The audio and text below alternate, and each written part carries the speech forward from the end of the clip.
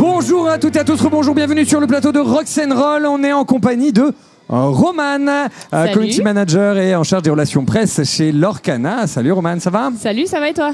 Eh ben ça va. Il fait beau. De toute façon, on est à l'intérieur, donc on a un peu rien à faire s'il pleuvait. C'est vrai. Alors, on est là pour parler un peu de Lorcana.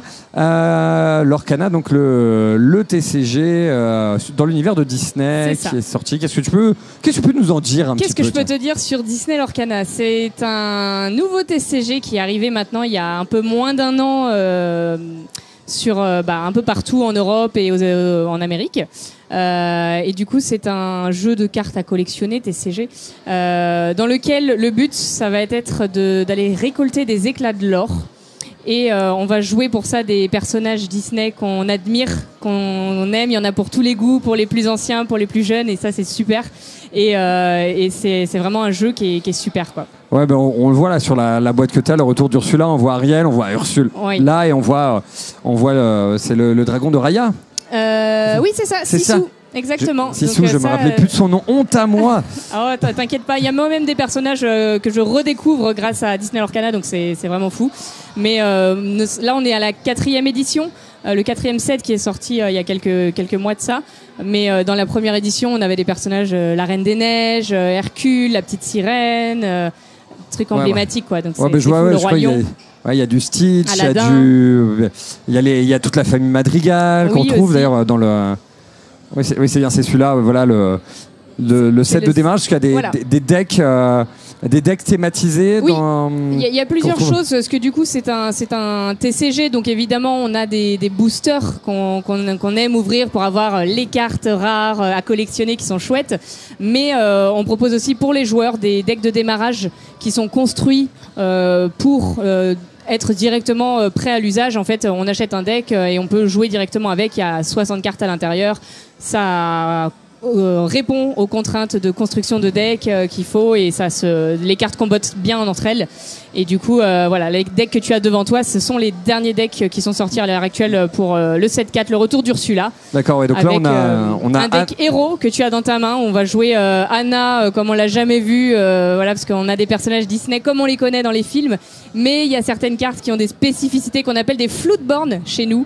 Donc ça correspond à tout le lore de Lorcana. Il y a toute une histoire avec les personnages, et du coup, c'est des versions des personnages qu'on ne trouve que dans Disney Lorcana, qui sont vraiment sortis du contexte du Disney dans lequel on les connaît habituellement. C'est vrai que là, Anna, on a l'impression de voir une Valkyrie qui est sortie en plein Ragnarok. Elle est superbe. Et du coup, on a Anna et Hercule qui sont le deck héros, et l'autre à côté avec les madrigals. Voilà.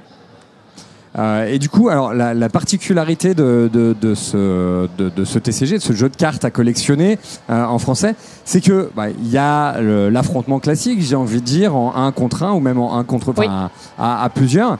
Mais il y a aussi un coffret, je le vois là-bas, pour jouer en coopératif.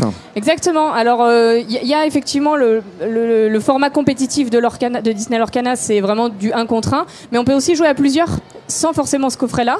On peut jouer au jeu en étant 2, 3, 4. Voilà, c'est un côté un peu plus fun. Mais on a également sorti ce coffret en même temps que le 7-4, les decks de démarrage qu'on a présenté, qui est un coffret coopératif dans lequel le but, ça va être d'affronter Ursula et de réussir à la battre. Elle est extrêmement forte, elle a des cartes très puissantes, et il y a plusieurs niveaux de difficulté à l'intérieur, donc c'est un challenge. Pour le faire en extrême, c'est très très difficile. D'accord. Vraiment, et du coup, la version coopérative, c'est 1 ou 2 joueurs. Ah ouais, on peut jouer de 1 à 4 globalement. 1 à 4, d'accord. C'est vrai que je voyais... Plus on est nombreux, plus Ursula est puissante. Parce qu'elle va piocher plus de cartes au début de son tour. Et ce qui est bien dans le coffret, c'est qu'on a le deck d'Ursula qui est vraiment spécifique à ce coffret. C'est des cartes qu'on ne retrouve nulle part ailleurs. C'est des cartes surpuissantes. Et il y a également 2 decks déjà préconstruits à l'intérieur, qui se rapprochent pas mal des decks compétitifs qu'on peut trouver en tournoi. Ils sont vraiment vraiment bien construits pour le coup, et il y en a 2 à l'intérieur, un avec Mickey et Yensid pour un deck un peu ballet. On a les ballets magiques de Fantasia, et l'autre avec des personnages différents qui vont. Là, on a Mulan et Porcinet mis en avant, mais un deck rouge-jaune. Et les decks sont super. Ouais, effectivement, j'ai pu les essayer tout à l'heure. On a 2 mécaniques différentes qui se complètent bien, avec d'un côté un deck assez agressif, celui justement avec Mulan, on va avoir un renforcement du soutien entre les différentes cartes, et de l'autre un autre deck où on va aller beaucoup piocher, chercher la carte dont on a besoin. Un deck où on va avoir beaucoup de tutorat, un deck où on va avoir beaucoup de soutien.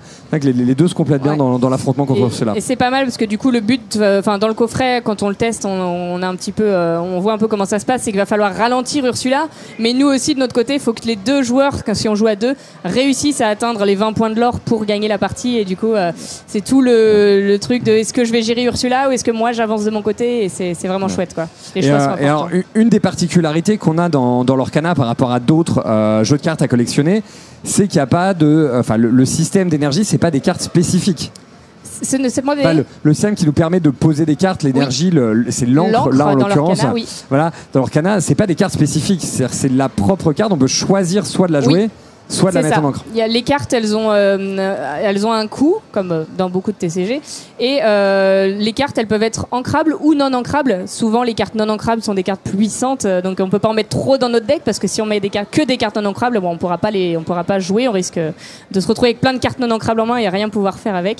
Et effectivement, une fois qu'on a notre main de départ, on choisit une des cartes ancrables de notre main pour la mettre et ça nous sert d'encre et c'est l'encre qui va permettre qui va nous permettre de jouer des cartes après quoi. Les autres cartes en fait, on y va progressivement, on peut poser une encre par tour et du coup ça fait une montée en puissance tranquillement et pour aller jouer des très grosses cartes.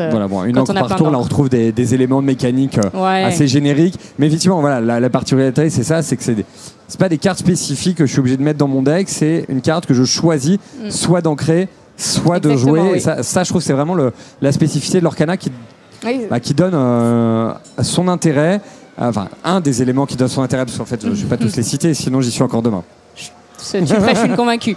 Mais évidemment, c'est là aussi tout l'enjeu. Parfois, quand on joue, on est là, est-ce que cette carte, je la mets en encre, est-ce que je la garde, puisque une fois qu'elle est en encre, elle y restera jusqu'à la fin de la partie. Donc, parfois les choix sont difficiles et cruciaux pour remporter la partie. Donc c'est vachement intéressant. Si je la mets en encre, je peux pas la jouer. Et si j'en avais besoin 2 tours plus tard, c'est exactement ça. Donc il faut bien anticiper son deck, bien curver tout ça et. Il y a un vrai aspect stratégique quoi. Et donc du coup là tu nous disais tout à l'heure on est à la quatrième vague. Oui. Donc c'est le retour d'Ursula. Exactement. Il y a une 5e vague qui est prévue. Tout à fait. On a une récurrence des sorties tous les 3 mois à peu près. Et du coup la prochaine extension sortira le 9 août en avant-première dans les boutiques spécialisées. Ça s'appellera Ciel scintillant. Elle est super. Enfin moi j'adore. Elle est très colorée, c'est festif. Je vous inviterai à aller voir les visuels si vous voulez, qui sont disponibles un peu partout en ligne et qui sortira ensuite 3 semaines plus tard dans les boutiques plus culturelles type Cultura, la Fnac, etc., le Furet du Nord, des Citres. D'accord. Et dans les boutiques jeux et jouets aussi. D'accord. Et du coup, c'est un choix de cibler des boutiques qui sont spécialisées en priorité pour leur laisser cette occasion de. Voilà, c'est comme ça qu'on a toujours fonctionné depuis la sortie de l'Orcana, de favoriser les boutiques de jeux, puisque vraiment ce qu'on souhaitait mettre en avant, c'est l'aspect jeu de l'Orcana, même si c'est un TCG que oui, c'est collectionnable et les cartes sont sublimes. Il n'y a pas besoin de faire la promotion de ça se voit directement, je pense. Mais avant tout, le jeu est super.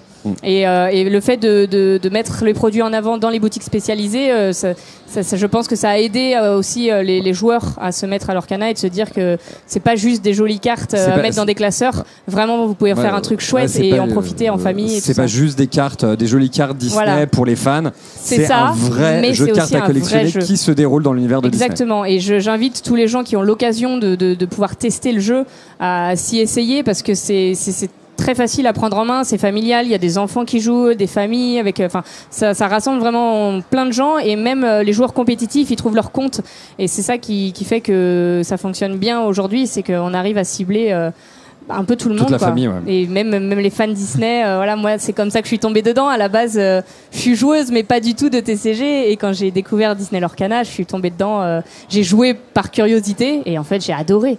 Ouais. Donc je pense que je suis pas la seule qui peut tomber dedans quoi. Et justement, tu parlais de l'essayer. Il y a une occasion de l'essayer à Japan Expo dans le Hall 4. Oui. Donc c'est-à-dire que Si jamais vous êtes de passage à Paris demain, bon là pour aujourd'hui ça risque de faire un peu tard, mais si vous êtes de passage à Paris demain, Japan Expo c'est encore ouvert, vous pouvez prendre vos billets, venir, vous pouvez l'essayer dans le hall 4. Exactement. Et en plus on part avec une carte exclusive. Exactement, il y a une carte qui est distribuée là à la Japan Expo et qui n'est pas distribuée, qui est distribuée dans certains événements, mais c'est plus difficile à obtenir. C'est une carte Flotsam et Jetsam qui est brillante avec le petit logo promotionnel en bas de la carte. Ouais, les deux petits compagnons d'Ursula du coup. Voilà. Pour le retour d'Ursula, c'était assez approprié. Ça semblait logique, effectivement. Donc, on peut retrouver leur canal, essayer dans le hall 4 de Japan Expo. Alors, pas loin de notre scène en plus. Hein. Oui. On est sur le même tapis turquoise. Donc, si vous trouvez leur canal, vous nous trouvez. Si vous nous trouvez, vous trouvez leur canal. En tout cas, merci Roman d'être venu répondre à nos questions. Donc, pour autour de Disney, Lorcana, le jeu de rôle. Le jeu de rôle. Là, je suis fatigué. Le jeu de cartes à collectionner. On peut incarner les personnages éventuellement. Mais... Le jeu de cartes à collectionner dans l'univers de Disney, c'est paru chez Ravensburger. Vous pouvez l'essayer à Japan Expo sur le stand de Lorcana dans le hall 4. Et puis vous pouvez l'essayer aussi dans votre boutique probablement. Oui, il y a du jeu organisé. N'hésitez pas, allez-y, allez l'essayer. En tout cas, moi je suis convaincu et j'ai hâte de pouvoir en parler de faire une chronique dédiée de Rocks on Board. En tout cas, j'espère pouvoir le faire dans pas longtemps, mais je sais qu'il y a beaucoup de choses. Sur ce, merci Roman. Merci beaucoup à toi. Et puis probablement à demain sur le sens, parce que je pense que je vais encore repasser. Avec grand plaisir, tu es le bienvenu. Bonne journée, salut. Bonne journée.